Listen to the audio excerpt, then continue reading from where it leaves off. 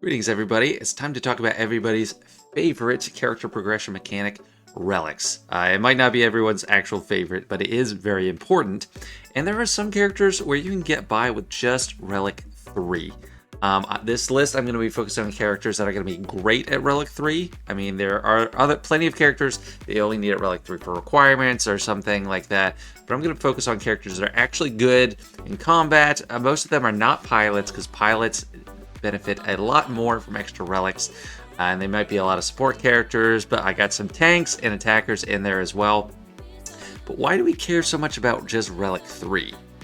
And a big part of it, at least for me, has to do with the recent changes to the Datacron structure. Previously, level 4 through 8 was gated behind Relic 5 for the entire team, so if you had anyone under that, you weren't going to get access to all these levels, which is the whole meat and potatoes of the Datacron. But now, you only need Relic 3, which is much easier, as I'm going to show you.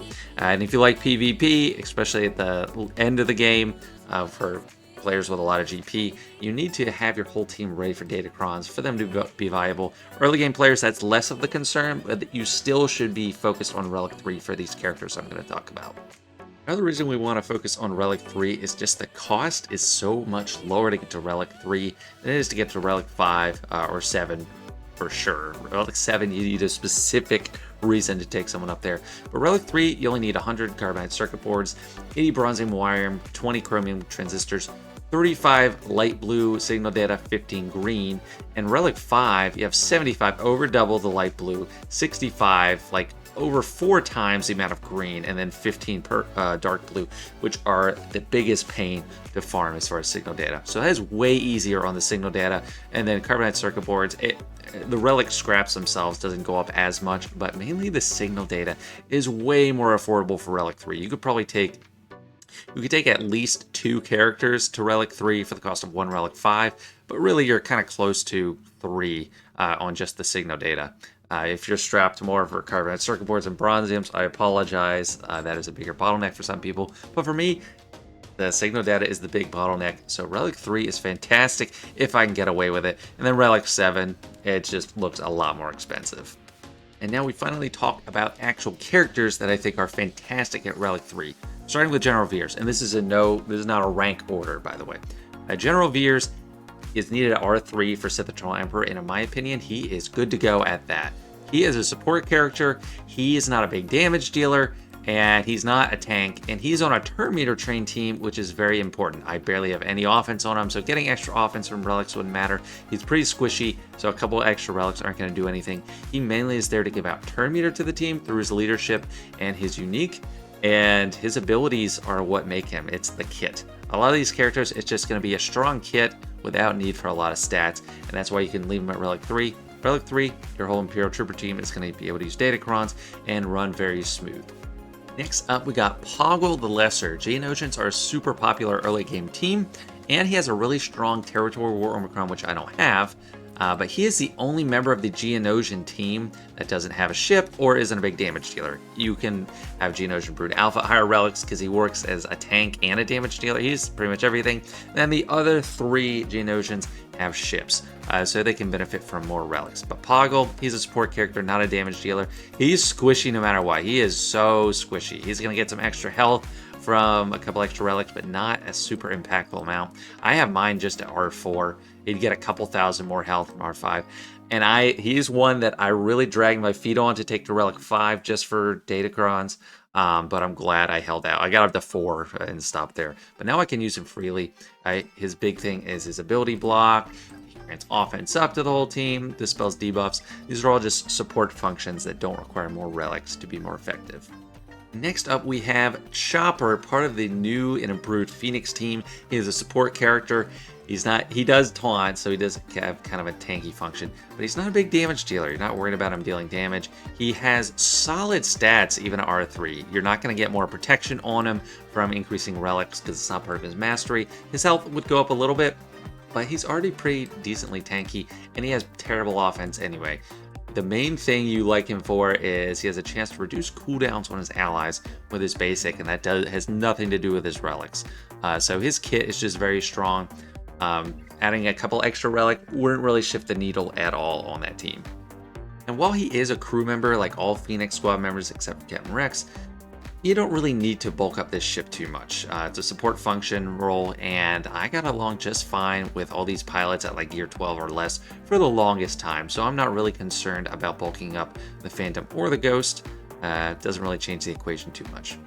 And the next up is another member of the Phoenix squad, Kanan Jarrus, and this is our first tank on the list. And as a tank, he does benefit more from relics. Like if you take him all the way to R9 at the extreme, he's going to get a ton of extra protection, but his master is pretty good. Armor and protection is great for a tank. However, mine's just R3, he's still pretty tanky. 85k health, 66k protection is not too shabby. Plus, I have gotten by just fine with him taking down Relic 9 Jabba's recently. A couple days ago, I took down a almost full Relic 9 Jabba team with these Relic 3 scraps. Granted, that's a lot of Datacrons playing there, but still super useful. And usually you're going to have some kind of Datacron that can fit into a Jedi, Rebel, and Phoenix character. It's a very broad. He has a support function as well. Like the biggest thing is his Zeta, and for early game players, you might not be applying the Zeta super early, which I actually would recommend. It's fantastic. He is so integral to the turn meter generation on the team, plus 100% turn meter when this granted foresight expires on him or the ally he grants it to, and then 50% for the whole rest of the team. It's fantastic. You don't care about your relic levels for that. He is one that would benefit from more, but the point of this video is to show who is great with just R3, not who will not benefit at all from more relics. So Kanan makes this list. And now the last member of the Phoenix crew we're going to talk about in this list is Sabine. She is the first attacker we're talking about, I'm pretty sure. And while she would benefit from more relics for her damage specifically, I just run her like a support character. She has a lot of speed, and I'm still taking out those high relic Jabbas and Lord Vaders with his Phoenix team. Her main benefit is twofold. It's the stagger she gives out. You need the Zeta. She gives out stagger with this ability, which keeps everyone else's turn meter in check on the enemy team. And she also gives out armor shred here, which is insane for the damage on the team. Like everyone's flying in all the time. As long as you keep the turn meter in check, your turn meter up and theirs down, you're going to get through them eventually. You don't need to bulk up her up with extra relics. However, she is someone that will benefit from more relics, but she is fantastic at Relic 3. Next up, we got Range Trooper, and he's pretty simple to talk about. He's not a pilot, he's not a damage dealer, he's not a tank. He is just a support character, and he fits into an Iden Versio team or a General Veers team. His main value is just chance for allies to call assists to each other. So that really helps get the Terminator train going with a Veers team, and on an Iden team, really helps get the damage out there. He gives protection up to the team and retribution, but there's nothing particularly enticing to get him higher in relics. And this is a character I brought to Relic 5 just because of Datacrons before. If the requirement was Relic 3 for those 4 levels, I would have him at Relic 3 right now. And the next and last Imperial Trooper on this list I'm going to be talking about is Moff Gideon.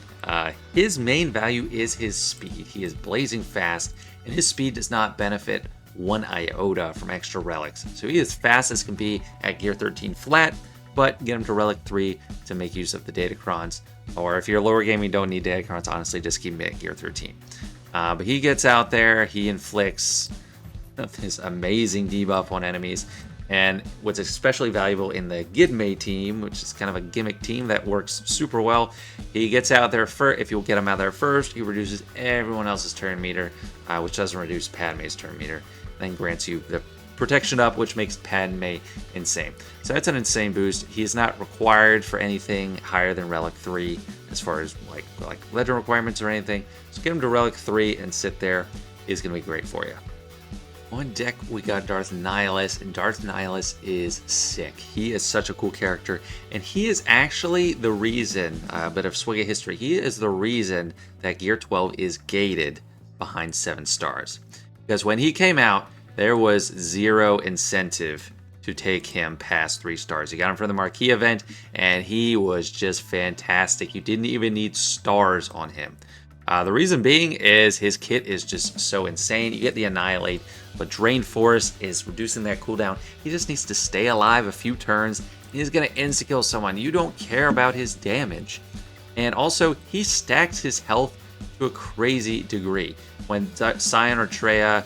Sorry, I'm blocking that. When Scion or Treya are inflicted with a debuff, he gains 10% turn meter and 30% max health. So his health stacks to infinity. Yes, having extra relics would help him stack his health even more. But Relic 5, he's pretty good. Relic 3, you'd probably have just under 70,000 maybe. I would have him Relic 3 right now if those Datacron changes had happened earlier. You really don't need too much more. I mean, more can help just survive, but you don't care about his damage at all. He is just amazing and really a pivotal character in the history of Swigga. Next up, we got probably the newest character on this list. This is Cal Kestis, and that's because of the role he provides to the team as a support character. Deals no significant damage to speak of. He does like the tankiness, but mine is just Relic 5, and I have so much tankiness already. His base protection is crazy. All these newer characters have crazy base protection. So he is so tanky at just R5, but I brought him up to R5 just before they changed the Relic requirements. So I would have him 3 if that was the change before. And thankfully, Jedi Knight Cal Kestis only requires Gear 12 characters. So any of those characters, if you want to use them, you don't need to bring them up. If you want to unlock him, you don't need to bring them up higher than Gear 12, which was very generous in my opinion. But his main function, he keeps the team alive with his fantastic unique, grants out constant protection up, and he's giving out max health to people. Just a huge benefit. His only damage dealing attack is his basic, and that's not very important. It's not very impressive. He's mainly just his abilities. He heals people up. He inflicts a lot of debuffs and grants buffs. So he's really just a support character through and through. Plenty bulky without it. Doesn't need more than Relic 3. Moving on, we got another tank V2 Super Battle Droid, although I'm sure plenty of you didn't realize he was even a tank. But he serves more of a support function, which is what you might think he is. Yeah, so as a tank, he doesn't taunt, so you don't need him to be super bulky. And just Relic 5, he's got plenty of survivability for me. Relic 3 would suit me just fine. He does gain protection from his master rate being a tank, which is kind of nice. But his big thing is tenacity.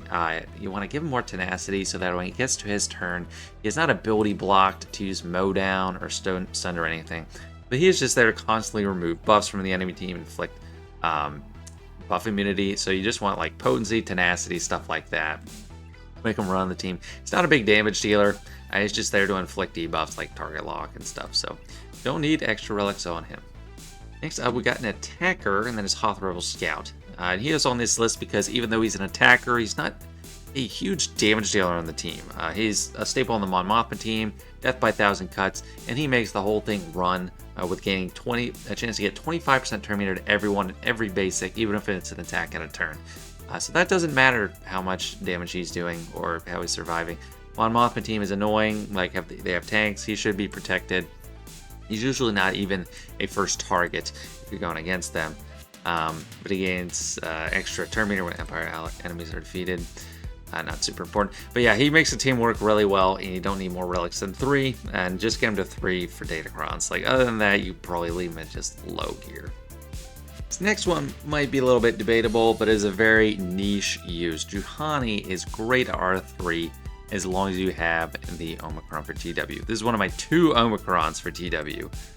Did it just to make my Starkiller team, which was mostly useless without her, do it again because I already had them all built up. But her function, while she is a tank, she does tank. She runs and hides sometimes. She goes under stealth a lot.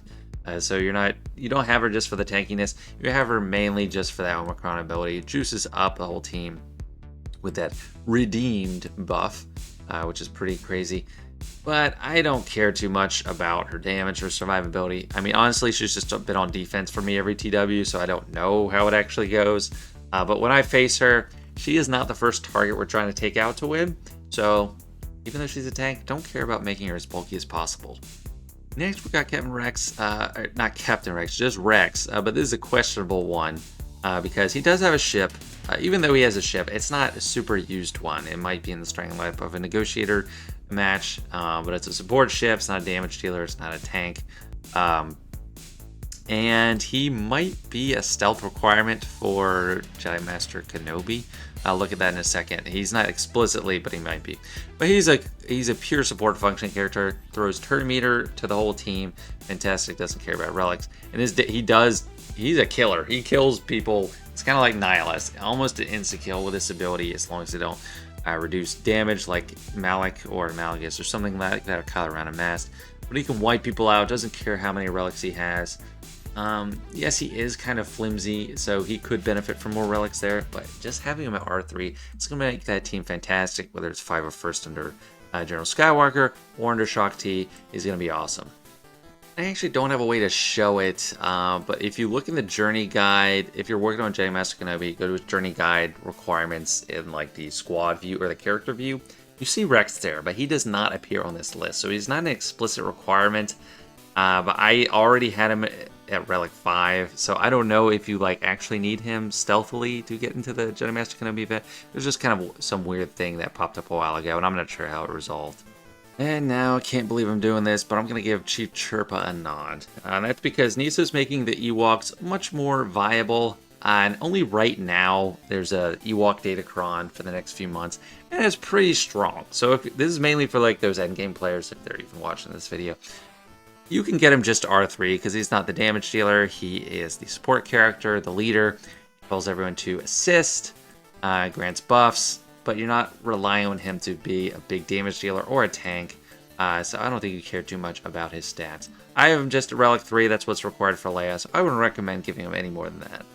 Next up, we have a fantastic character in Greef Karga. This guy's going to be viable from the early stages of the game all the way until the late stages. Still use this guy.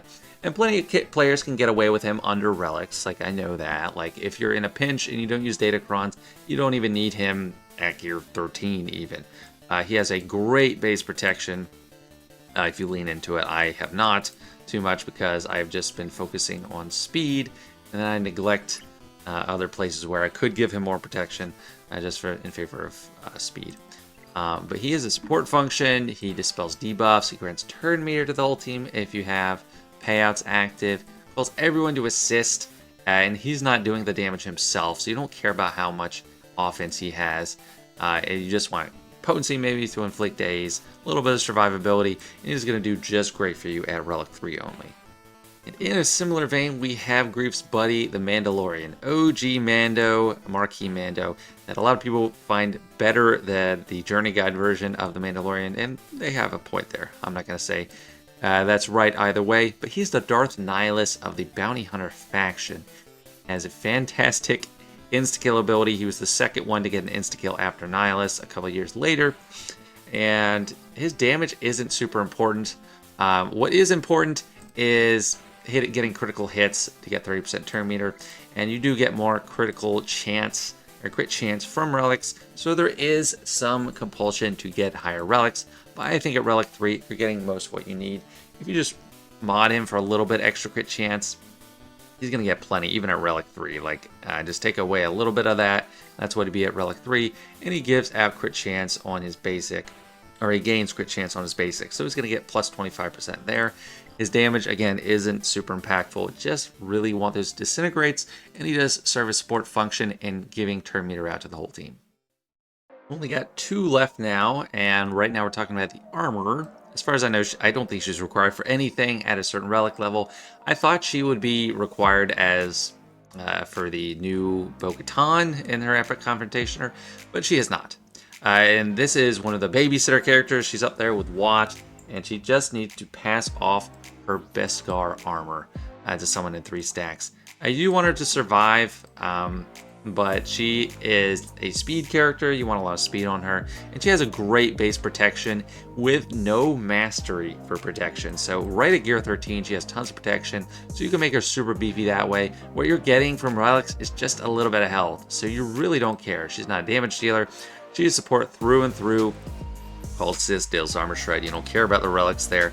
But the main thing is the Beskar armor. She goes with pretty much anybody, like any Galactic Legend that just needs to get juiced up on roids. So Relic 3, she's going to be good to go. And last but not least, he certainly would not have made the list at all a month or so ago. But we got Imperial Super Commando, and after his rework, he's extra unique. But this is the main thing right here, the true damage for Darkside Mandalorians attacking out of turn. And this is borderline overpowered. I say you just need him at Relic 3, because at Relic 3, he's going to make that Maul team fantastic. And you might be able to pull off that General Skywalker counter with just him and Gar Saxon at Relic 3. But he He's playing a support role there. I mean, his attacks do generate some damage from the true damage, but mainly it's the dark side Mandalorians that you're relying on to do all that extra damage under the Maul team. Whether you want to use it or not, I don't have a particularly great use for me. Right now, I'm just keeping him at Relic 3. If you don't have a particular use, don't even bring him up there if you don't think you're going to use him at all, because Gauntlet Starfighter needs to be under a certain speed to be able to counter Profundity, because it gains so much extra speed from this ability, plus 15 speed for each other active Empire ally, and plus 20 to begin with. So they get too fast for Profundity to do what they need to do, cleanse at the right time. So you might not even want to bring him up to Relics at all. But at Relic 3 is going to be fantastic and have access to all those Datacrons that you're going to love to use. There you go, 18 characters that are going to be fantastic for you at just Relic 3. I do not have many Relic 3 characters myself because I was living by the Relic 5 or die standard for a while. Pretty much no one on this screen made the list because the Relic 3s I have are ones just because they're required. Anyway, if you have a character you think I should have had on this list, please let me know. Otherwise, if you did enjoy the video, please leave a like. And if you haven't already, please consider subscribing. If you even watched this far, you probably are subscribed. So anyway, thanks so much, guys. See ya.